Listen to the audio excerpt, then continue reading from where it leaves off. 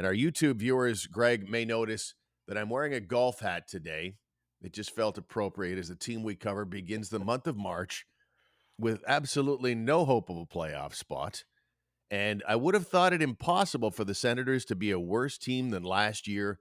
I'm here to tell you, Greg, why they're way worse than last year. All still ahead here on Wow. the program. How are you, Greg? I'm good, thanks. They're not good, but are they way worse versus expectations? I could agree with you that they are way worse versus expectations. But wow, Steve, that's a pretty bold statement you're making right there, buddy. I look forward to hearing you talk about that. Well, let's do it right now because I think Okay. I'm in a discouraged frame of mind, and I think a lot of our listeners are. If we go back 1 year, and that was kind of a special night in that a bunch of my high school buddies got together. We got a suite, and we had a great night. And it was a fantastic hockey game. It was the March 4th game against the Columbus Blue Jackets, and the Senators throttled them. They, at that stage, had won 5 straight. It was Jacob Chikrin's first game as an Ottawa Senator in Ottawa, and the place applauded him, and he applauded us right back. Everything looked very, very good for a potential playoff spot. Like, they looked like they might be able to go on a run at this very time 1 year ago today. And do you know what their record was? It was like a swing of 12 games. They were 6 games over 500 1 year ago today. Today, here in 2024, they're 6 games under 500. Wow. That's considerably a big deficit from where we were this time last year.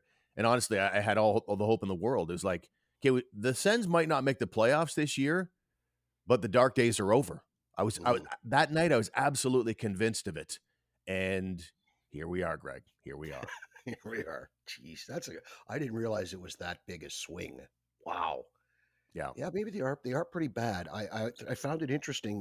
Gord Miller during the broadcast the other night was talking about earlier in the season during training camp. He had a chat with DJ Smith and talked about DJ like basically handed him a slip of paper and said, "This is our lineup. Wow, I can't wait to see this team play." And that lineup has been on the ice for 3 games all year. I found that. Right. I mean, we kind of knew that, but when you look at what that lineup was supposed to be, and actually, Gord even reeled off the 3 games where that lineup actually played. So I went and looked at it. I pulled it up. I looked at the NHL.com, and that roster that DJ envisioned for the season was Tkachuk, Stützle, Giroux, Tarasenko, Norris, Spatherson, Pinto, Joseph, Kubalik, Greg, Kelly, Kastelik, Chikrin, Zub, Shabbat, Sanderson, Brandstrom, JBD. So no Hamonic and no various assorted riffraff filling out the bottom of the roster. Like that is something to see, and it's only been on the ice 3 times all season. Um, maybe that Yeah, I think speaks to why they're way worse this year than last year. for sure. I think that's part of it. There certainly has been a team that has had no luck in the injury department, and you could see it on Shane Pinto's return.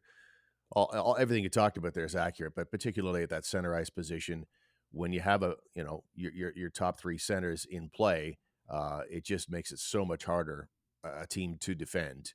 And Pinto's return, you can see, even though I'm speaking kind of negatively right now in the midst of a 4-game losing slide on March the 3rd, you know, generally speaking, they've been pretty good since Pinto got back, Mhm. and there's a reason for that. Just a little more depth, a little more hard to game plan for and defend. Spencer Carberry, the Washington Capitals head coach, spoke about that. And ironically enough, the Capitals went out and waxed a pretty healthy team that night. So it may not just be that. To me, it feels like there's something that everybody who watches this team, studies this team closely, a fan of this team, there's something that everybody right now appreciates as something that's 100% good that probably isn't. It just feels like we're missing something here, and that's what Steve Stais has to try and figure out here. Something that everybody acknowledges as a positive on this roster that actually isn't. I wonder how much of what we perceive to be missing. I wonder how much of what's missing is mental, is emotional. Right. Like if it's taken its toll, some of these guys like year 5, 6, and 7. of just the crap that every year it's like they fall apart, or they just don't put it together. Whatever the reason may be, we can talk about the coaching, we can talk about goaltending, we talk about injuries as you just did. But every single season, year after year after year, there's just too much of this. Ugh, here we go again. And I wonder how many guys in that room, if you told them, hey, the NHL is going to cut the season off, though there's another pandemic, the season's going to end tomorrow. I wonder how many of them would actually be disappointed about that. So many of them are probably really looking forward to turning the page. And can we start fresh? Get another summer, couple different moves here that maybe Steve Stales can make either at the deadline or over the course of summer. And can we start fresh? Please, please, please, can we start fresh again? And I think that's probably weighing on them just as much as anything else. Yeah, I think there's a shell shock or a PTSD with this young group right now. I don't think it's supposed to go the way it did here in Ottawa, Greg. I think it's supposed to be one or two rookies max in any given season and just ease them in slowly and let the other rookies, simmer and figure things out down in the minors. Just slowly bring them into the mix along with veterans. I don't feel like you're supposed to put your chess pieces out as they kind of did about 4 or 5 years ago with your young core out there in that 18 to 20 age bracket, and over the course of 2, maybe 3 seasons, have about 10 or 11 of them, put them all out there at the same time to absorb the losses and such. It feels to me like, you kind of need to take a step back when you're doing a rebuild like this. You can't be jamming in a multitude of these young players in here. You're supposed to come in slowly but surely, and it just feels like they all came in roughly at the same time and had to go through a whole lot. And right now they look a little bit like and you're wearing the shirt today. They look like the goalie from Slapshot after he comes in after getting peppered and just freaking out, shell shocked in the dressing room after kind of just flailing about and stuff. That's kind of what the young players on this team look like right now. My allergy for these fans has returned. Danny Lemieux. Yeah, but you're right. It's tough though, Steve. You've got to still try to ice a lineup, right? And Of course. obviously we have tunnel vision and we only see the Senators, but you look at any team that's gone through one of these rebuilds like this. Look at Chicago and how young their lineup has been last season and continuing into this season. And prior to that, other teams going through rebuilds. Buffalo for years, young kids, and it's difficult to stick to the game plan of let these guys develop in the minors, but also try to ice a lineup because let's face it, the young kids are better than any of these veterans that you're going to get out of that are coming from the minors or any veterans that are scrounging around in the league still. So it's a tough balance there to get the young kids in and have them develop, but at the same time don't overexpose them. And yeah, that overexposure just gets worse and worse. You're losing and losing and losing and losing for how many years now? Terrible. Yeah. So again, their record right now, let's give you the record from last year. Last year at this time, 32, 26, and 4. Now they are 25, 31, and 3. Considerably worse than they were this time last year. And last year, I think partly because of that, that is why they went out and did some buying. They went out and got Jacob Chychrun at the trade deadline. And now I can't even imagine them going out and being buyers in any way, shape, or form unless some sort of special deal comes along where you're able to pick someone up who can help you, down the road. But typically the buyers right now, obviously, are teams that are heading to the playoffs and looking to bolster things up to improve their Stanley Cup playoff chances. I think that really only Sens noise I'm expecting this week, and he's moved into my number 1 spot from my number 2 spot. He moves ahead of Kubalik. I think it's going to be Vladimir Tarasenko, and I'm 100% on it. Yeah, it'll be Tarasenko for maybe a second in a prospect, or maybe a second in a pick or another pick. I don't know that you're going to get a lot back for Tarasenko. Kubalik's definitely going for a low draft choice, like a 4th or a 5th or something. Does maybe Eric Brandstrom get moved? I really think that any other move that the Senators make at the deadline will be closer to a true hockey trade, and it will involve people who are not on trade bait boards. It may be between the Senators and another non-playoff team. swapping out a couple of the maybe a player or two in the untouchable category, trying to pick up somebody or two or three guys who are a little older in that 200-foot game that Steve Staios has talked about, finding some pros. I just can't see them. They don't really have anything that's going to appeal to anyone else. And the asking price for the type of players that they're looking for, the Senators should not be giving. Like if somebody's got somebody they want to give away, trade, sorry, the Senators shouldn't pay the price that's going to be demanded at this time of year. So I can't see them doing much other than, as you just alluded to, Tarasenko, Kubalik, maybe Brandstrom. That's about it. And and there are Tarasenko fans who will hear me say that and say, "Why do you feel that way?" Well, I think it's pretty clear when Tarasenko is saying after a game this week, when asked about the trade deadline, he's saying, "We'll see what happens." That is not a guy that is planning to say, waive it, or sorry, enforce his no trade clause.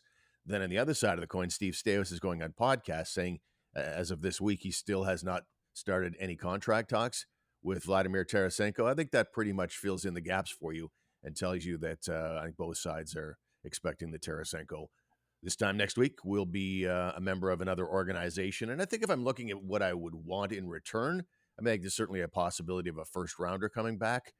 But I want someone who's a little farther along than that. I think I want a prospect. I think I want somebody who's just ready to join the NHL that can help this fall, not wait 2 years, 3 years on somebody that's doing some good things in the minors or whatever, or maybe a guy who's playing third line minutes right now that's maybe ready to pop. That's more the kind of guy that I'm looking at. And ideally, we've been talking about this for a long time.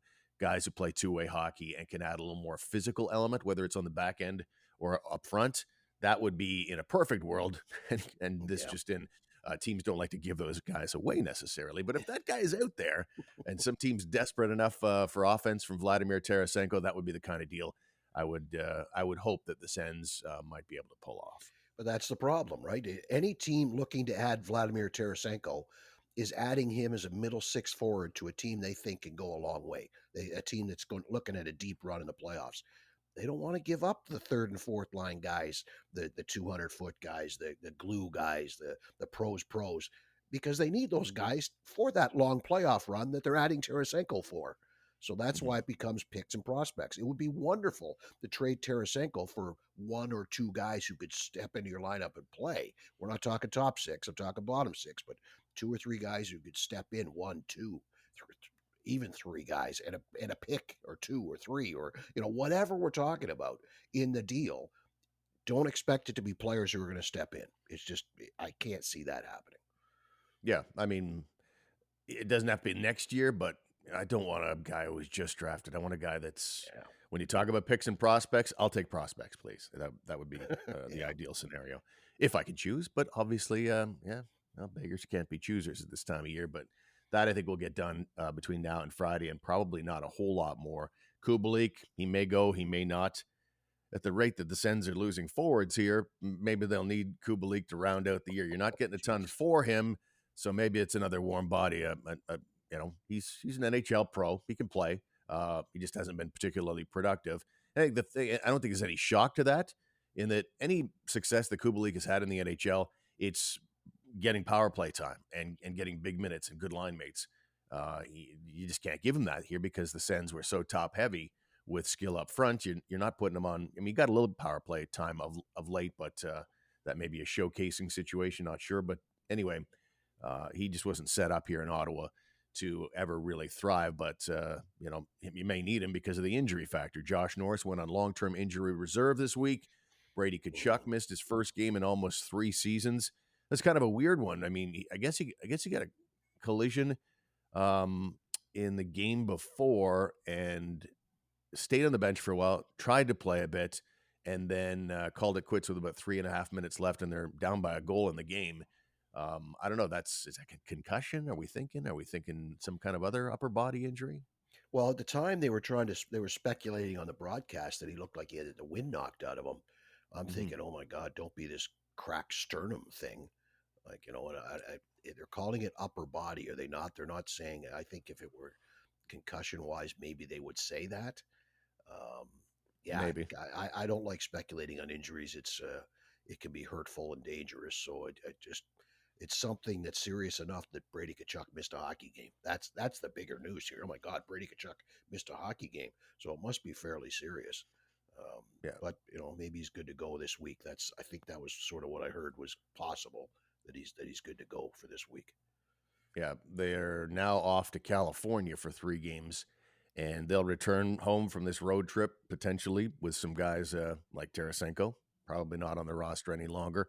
And yeah, so Kachuk has a few days here before the Anaheim game on Wednesday.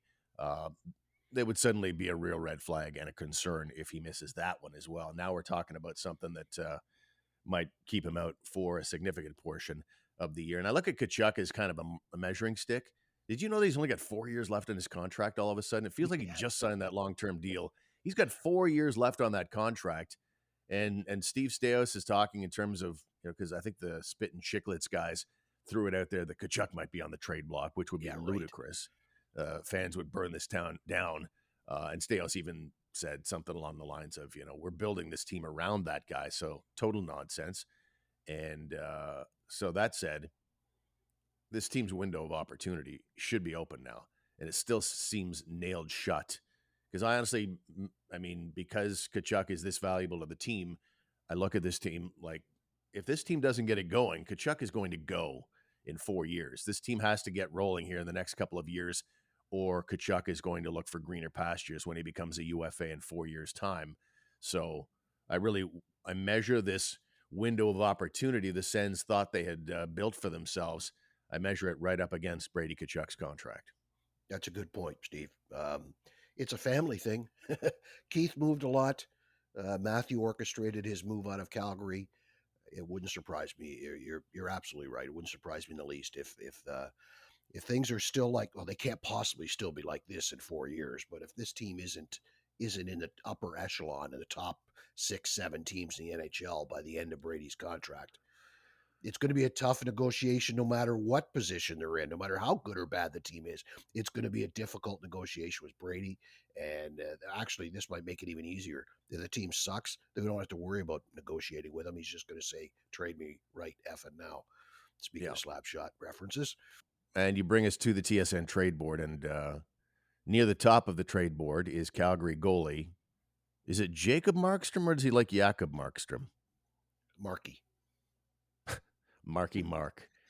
Anyway, he's an interesting one in that because most of the guys on the trade board are the Tarasenkos of the world, the pending UFAs.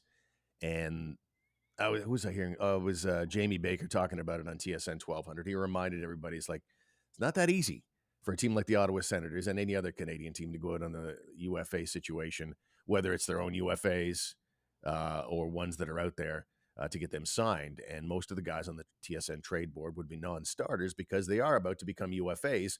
Why would you give up anything at all between now and the end of the season to bring in a guy who's about to be a UFA this summer? So the one name, though, that is kind of interesting and that fans have been frustrated by the goaltending here.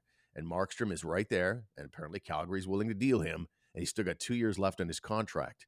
So he's in his early 30s and still, the numbers are, I think something like a .915 save percentage in Calgary. That would be an intriguing name to me for the Sens to give up a little something, future stuff for the Calgary Flames as they launch into a rebuild to bring in a guy that can be their goalie. You can unload one of the guys you have, let the other be their backup, and this gives time for Sogard or somebody else down at Belleville to figure things out. And maybe when Markstrom goes in 2 or 3 years, you bring up Sogard and he's ready to shine as your number one. I'd be all in. Yes, get me a goaltender. Get me a real, true NHL number one goaltender, whether it's Markstrom or it's Saros. I don't know that anybody else of that kind of quality is even like these are only rumors. Markstrom is a little more prevalent right now. Saros was at one point out there, but then it looks like he's not anymore. Yeah, get me a real, true number one goaltender. And if it costs you a guy from your top six or even your top three, and a guy or two from your middle six and a goalie, okay. Like, would you give up? I think I even mentioned this with Saros last show. Would you give up a Greg or Pinto, one of the goalies, and a first rounder to get a Markstrom. Oh God, you'd have to give up that much? Greg or Pinto, a goalie, and maybe a first. Yeah, I would think so. I mean, I'm just throwing that out there. A first and two players, like a first and two prospects, let's say. So it's maybe it doesn't have to be. Yeah, no, that's what I think that's what it would have to be. Greg or Pinto, one of the goalies, and a first. I think that's what it would cost you to get either Saros or Markstrom. Would you give that up? Are you willing to do that? You want that Yeah, number one goalie just as bad as every other Senator fan across the globe, Steve. Are you willing to give that up to do it? that's a lot. Mm, But that's because we always think about trades from the local standpoint. This just yeah. in, the Calgary Flames have a well-regarded goaltender, and they're looking for that home run deal, like the Brady Tkachuk type of a deal that I just talked about a moment ago. Easier said than done because, yeah, I mean, it's not like he's gonna be your goalie for the next 8 years. If that were the case, I might do the deal you're talking about. But for a 2-year Band-Aid, um, I don't know if I can do that deal, to be Well, what honest. about for Saros? He's what, 26, 27? Yeah. Well, he's got only 1 year left on his contract. Yeah. So that yeah, So, that's the inevitable problem yeah, as you alluded to that Bakes was talking about is that that's the problem, right? You want a guy with term left, but they cost more in trades, and to get a guy with little term left, you risk the to break it problem. Okay, yeah, I'll come, but only because I have to, and then I'm out of here. It's tough for the Ottawa Senators. It's tough for Canadian market. It's tough for small market. There's only certain teams. It's tough for a team that's not in the top 10. It's very, very difficult to swing a deal where for anybody who's not under contract long term because you just don't know whether you can keep them or not. yeah. I mean, when you talk about improving this team, it's really not this week because of all the UFAs that are out there. It's not in free agency. It just, they're up against it here in Ottawa. And so it's going to be, I think, if I'm to guess, a big deal coming this summer. And by next fall, there will be one or two currently beloved Ottawa Senators who are no longer Ottawa Senators that Steve Staios has had to sacrifice to get what this team needs because they have a lot of sameness. We've talked about this before. There are a lot of puck moving, non physical, skilled guys here and of a certain age. You know, you need more age, you need more veteran influence, you need a bit of that sandpaper, that two-way play, guys that are hard to play against. So they're gonna have to sacrifice some of that because that's the only way you're getting this thing sort of ratioed properly. The balance, it's at a whack right now. And so that's what they're probably gonna have to do at some point. I want to close it out though with this, Greg. Mhm. Shane Pinto. Shane Pinto is going to need a new contract between now and next season. And game after game after game, he continues to impress. And he seems like, okay, there's a guy you win with. The record when he's in the lineup or scores is fantastic. So, what does his next contract look like exactly? You know, he's outplayed Josh Norris, who's probably out for the rest of the season now. We'll see, but he's on long term injured reserve. And Pinto is putting up Stutzla like numbers.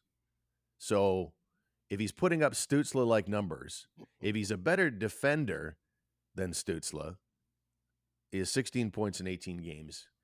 Like, what is his contract demand exactly going to be? What's his next deal going to look like? Well, that's two different questions. What is his contract demand, and what is the deal going to look like? I think if I'm him, I'm looking for 7 or 8 million, and I think if I'm the Senators, I'm looking more like Drake Batherson money. I'm thinking it's more like 5 to 6 million would suit the Senators very nicely on a 4 to 5 year deal.